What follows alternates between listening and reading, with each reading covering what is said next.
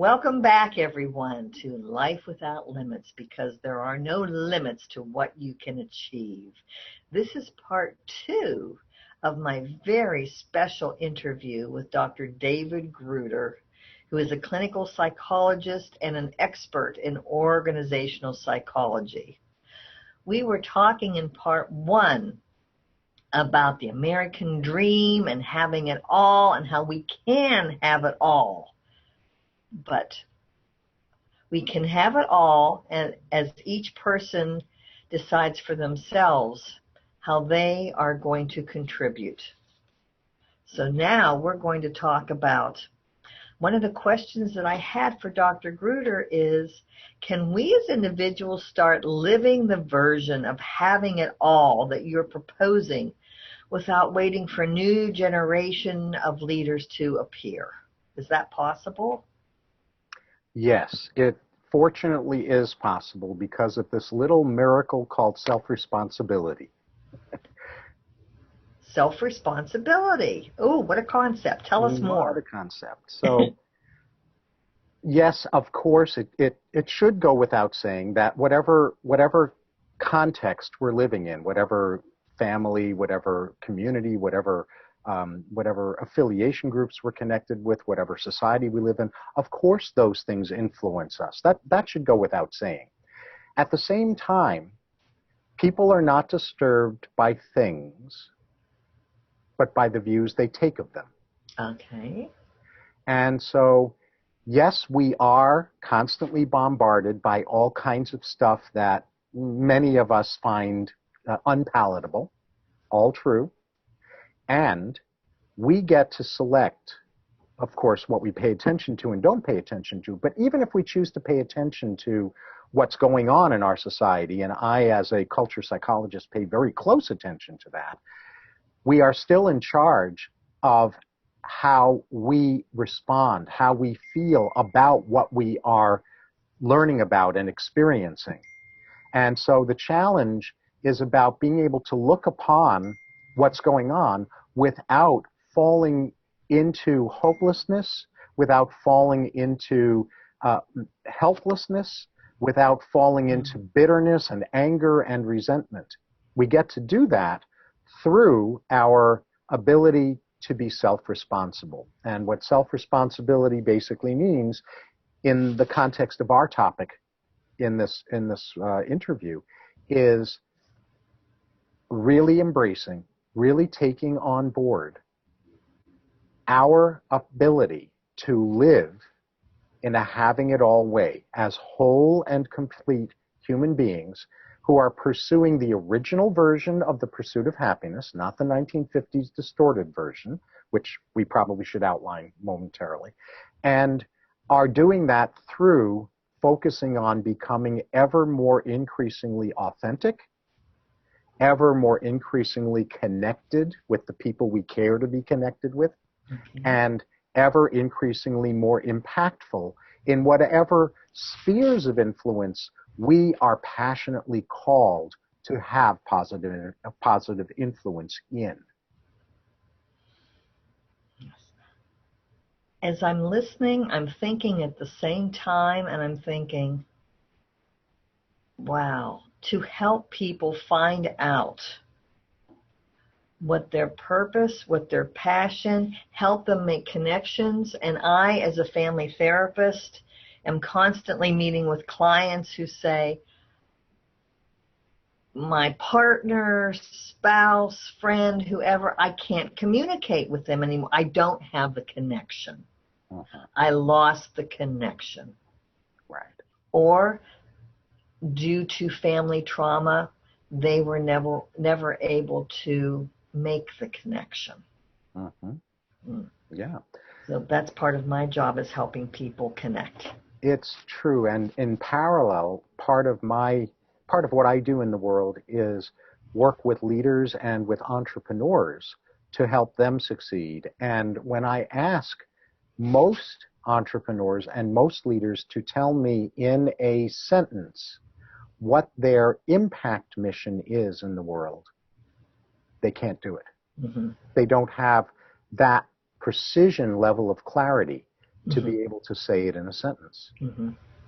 And if they don't have that true north, if they don't have that clarity of where they're heading, what they're all about, then they're going to proceed in an unstrategic, chaotic, life-draining, frustrating way.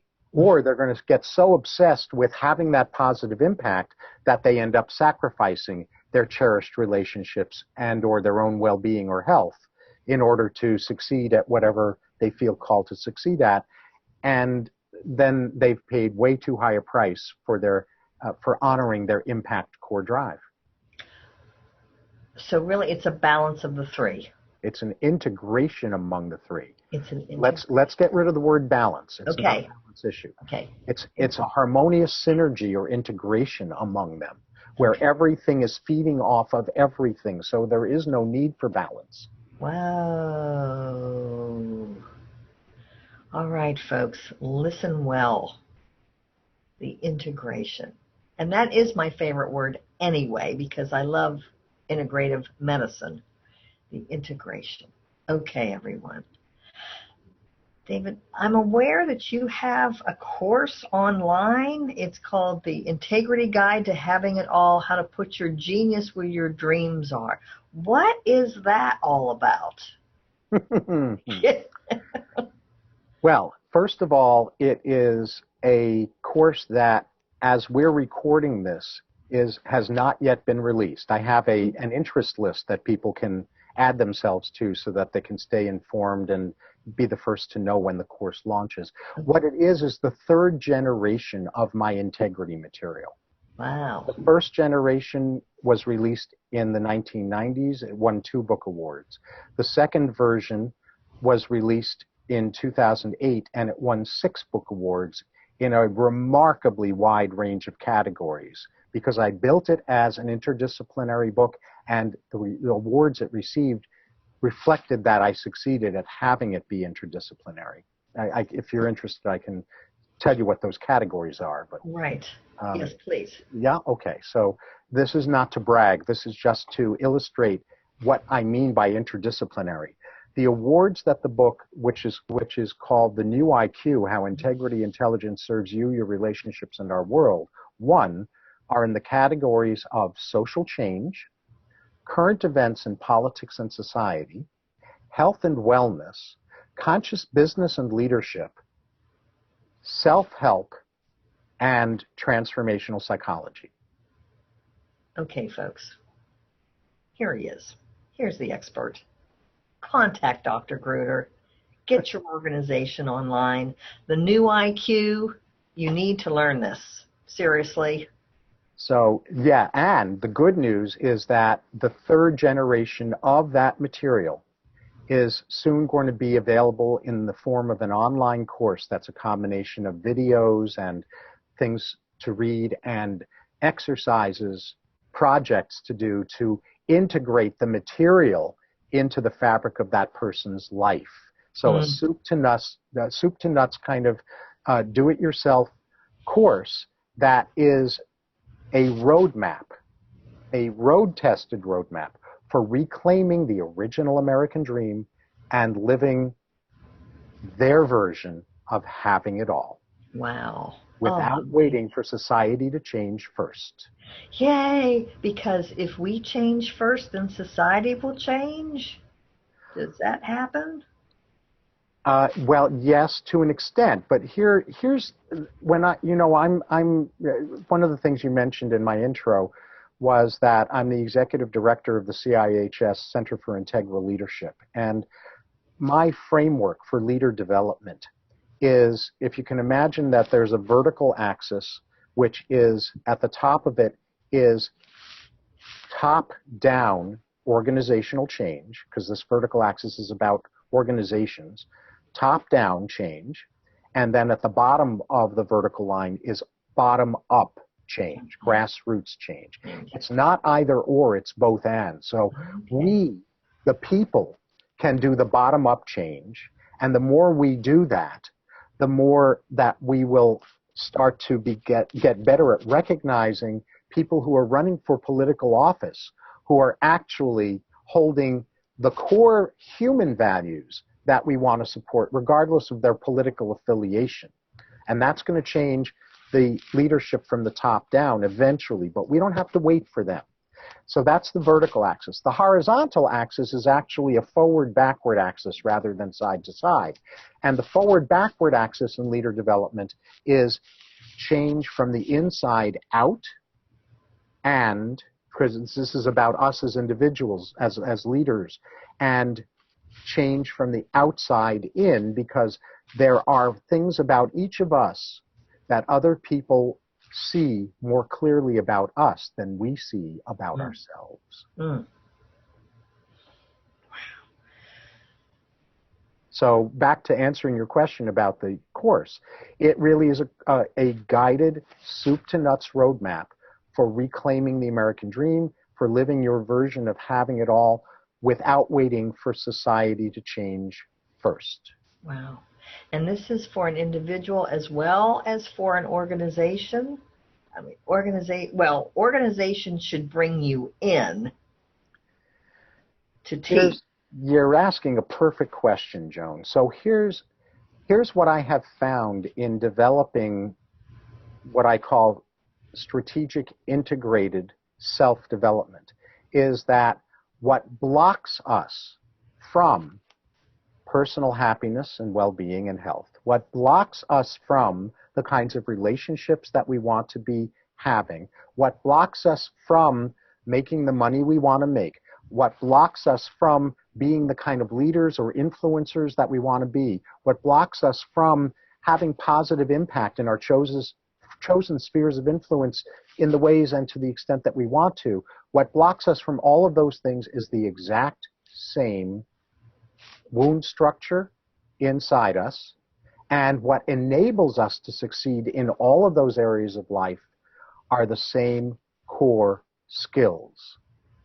And so this training is for leaders. It is for business people. It is for executives. It is for politicians. It is for everyday self-developers. It is for people who are in, close relationships that they want to grow closer. It's a universal integrated blueprint.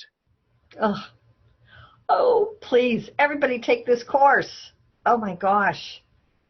Fantastic. Fantastic. And I could never have put it together had I not, as you had said in the introduction, had I not occupied training, administrative, and or leadership roles in virtually every sector of the human potential movement since I started filling those roles back in the 1400s. I mean, in the 1970s. But my first role was in 1972, where I became the training director of a crisis intervention center at the ripe old age of 18 years old. Oh, well. So I was always a little too precocious for my own good. Well, I'm not going to tell you what I was doing in 1972. But it wasn't anything quite that exciting, to be sure. Well, ask me what I was doing in 1968. What were you doing in 1968? My parents sent me to Woodstock. You went to Woodstock? Yes.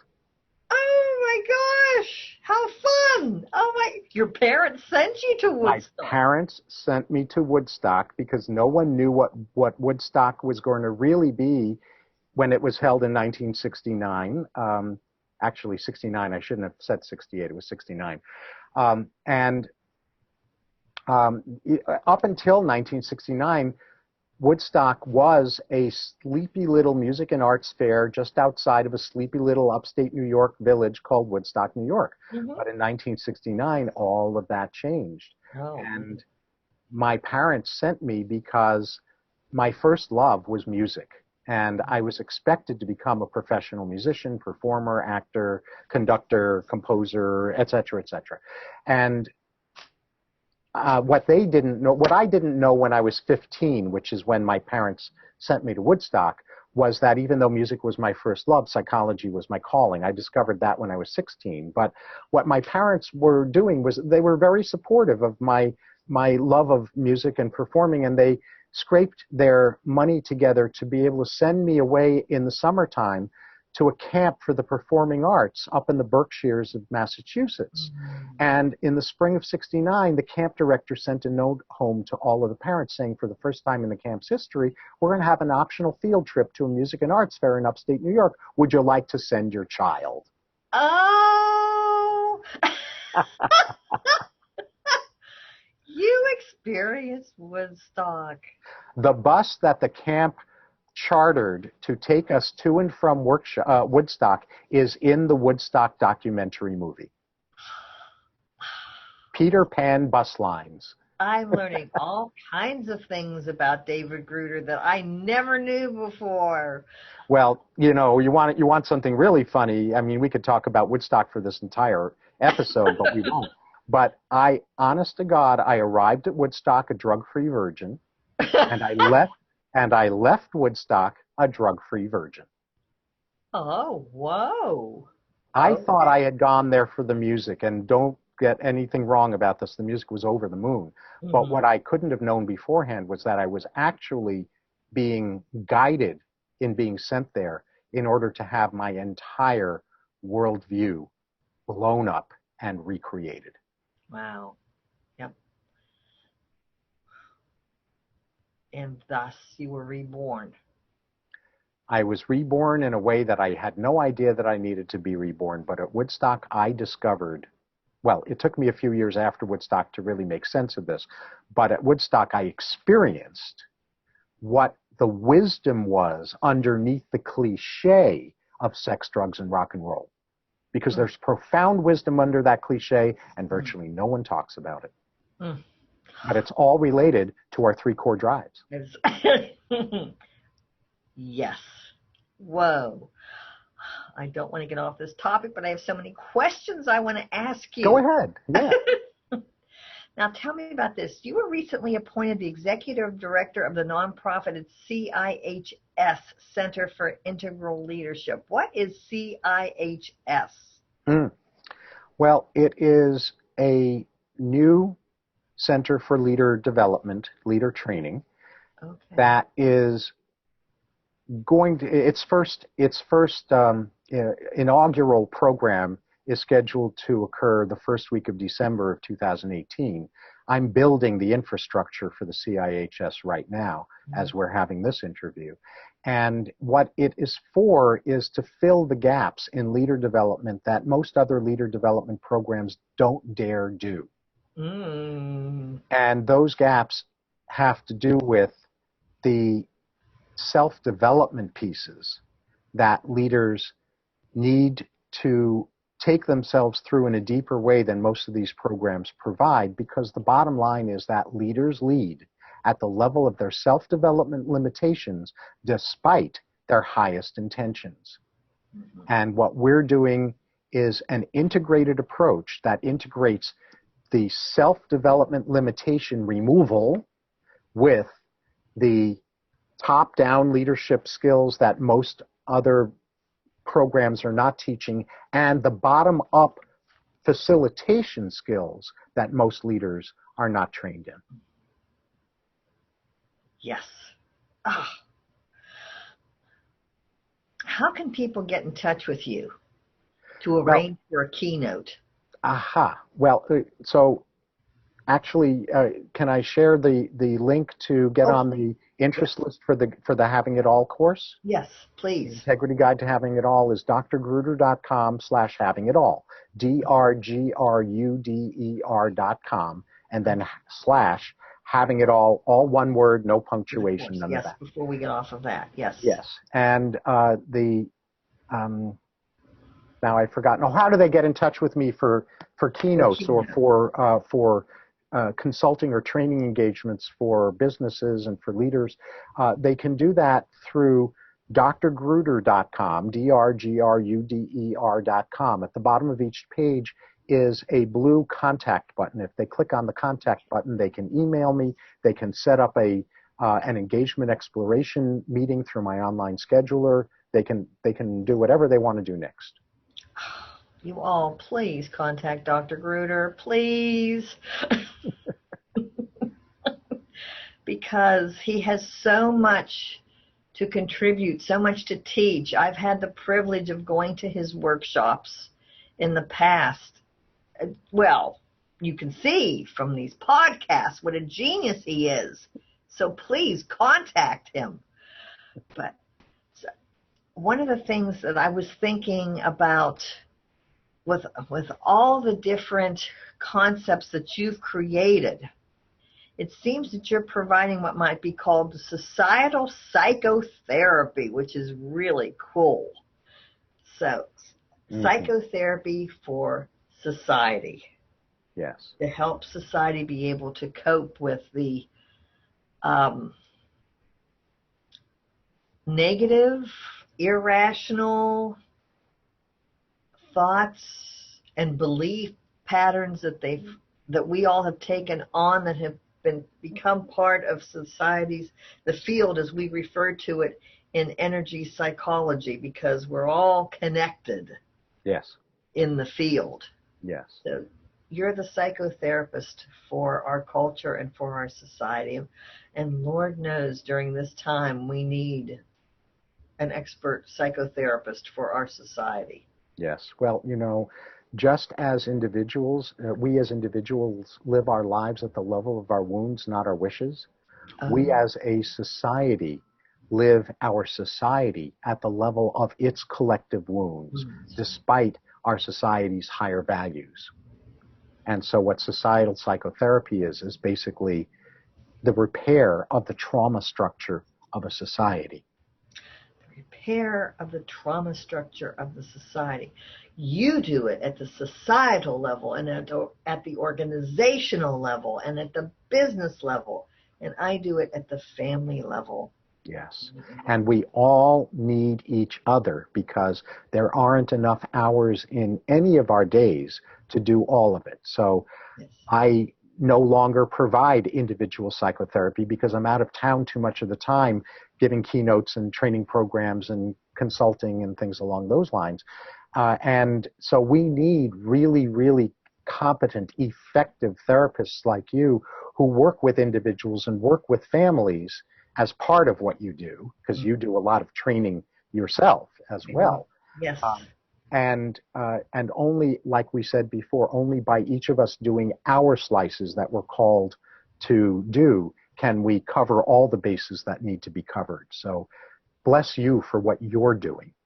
Thank you so much, David. Well, I'll tell you what, when I met you and Dorothea Hoover Kramer and ASEP, it was as though, I've always known about this. And for anyone that has an understanding, if you do, fine. If you don't, fine, whatever it might be. But I think I was a healer in a former life, because as soon as I was introduced to the world of energy, quantum physics, Chinese medicine, it was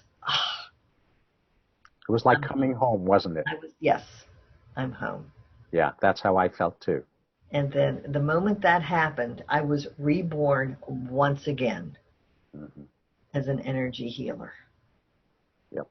So thank you, David, and thank you, Dorothea, for founding ASEP. Otherwise, who knows what I would be doing right now.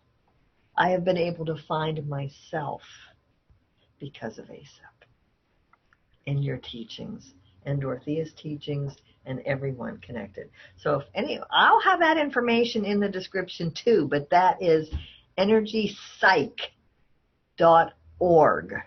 Yes. If anyone wants to browse the Association for Comprehensive Energy Psychology. Yes. Well worth your time. Yes, indeed. Transformed. David, I want to thank you so much for being a guest on my podcast. My pleasure. Thank you so much for having me. I interrupted you. You said it's been the most amazing times with you. Learning about you and learning about Woodstock and learning about our core, everything. It's just been remarkable. So everyone, you never know what I'm going to have on my podcast from time to time. So stay tuned. if you like this podcast or any of my podcasts, please go to iTunes and rate it and leave me a comment, because only the more people that rate it, the higher it goes up on the organizational ladder of interesting podcasts, the more people will see it and listen in. So I really thank you so much, everyone, for listening, for watching. Contact Dr. Gruder if he can be of service. Really contact him, bottom line. Contact me if I can be of service, and thank you all for watching and listening. So until next time, there are no limits to what you can achieve. Thank you all.